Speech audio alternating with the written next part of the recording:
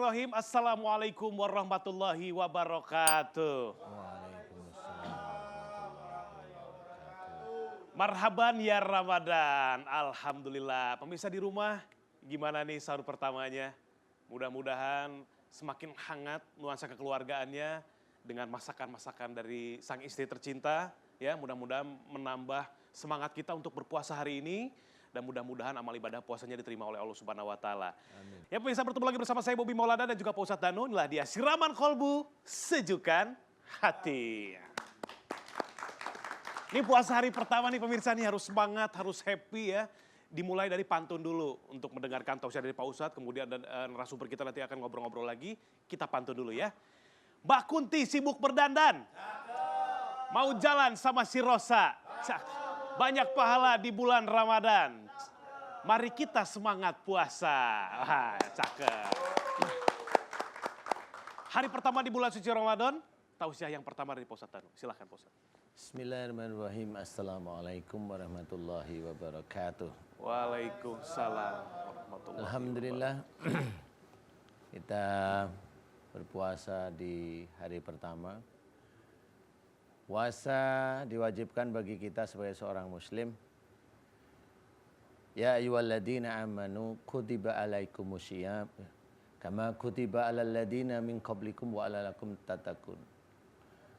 Jadi kita sendiri sebagai seorang yang beriman kepada Allah Ta'ala diwajibkan kepada kita untuk berpuasa sebagaimana orang-orang terdahulu.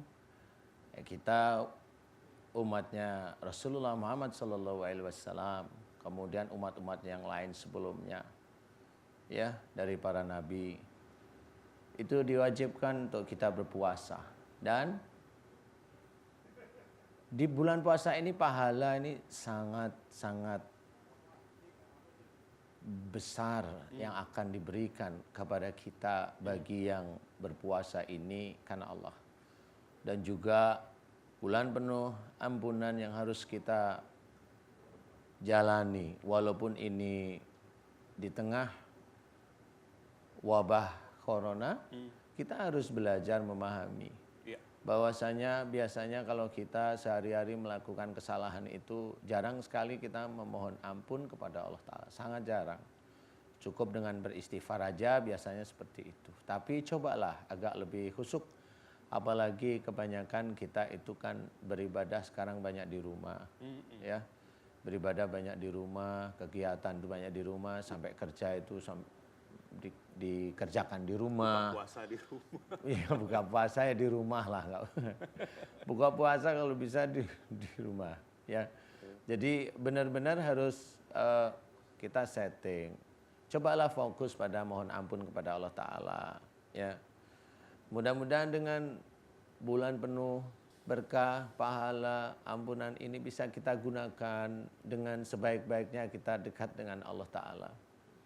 Sampai pemerintah menganjurkan untuk tidak melakukan sholat berjamaah, sholat sunnah, taraweh. Ya, fatwa-fatwa MUI yang harus kita jalani karena beliau adalah ayah kita yang senantiasa membimbing kita agar kita tidak salah nantinya di hadapan Allah Ta'ala. Jadi harus benar-benar paham bahwasanya jangan bermain-main dengan wabah yang saat ini dimunculkan oleh Allah Ta'ala. Pandemi gitu Pak Ustadz, ya, pandemi ya, dimunculkan oleh Allah Ta'ala. Nggak boleh kita main-main, mengejek yang lain tidak boleh, karena mengejek yang lain bisa terkena sendiri.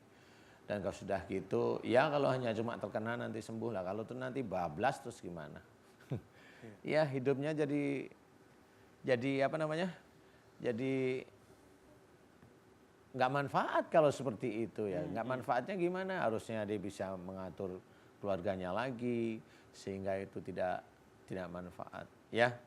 Nah di sini harus kita ketahui bahwasanya di bulan Ramadan ini pahala-pahala apa yang bisa kita raih dari puasanya, dari bekerja. Cobalah kita melakukan pekerjaan walaupun di rumah, belajar untuk dengan mengucap basmalah, ya.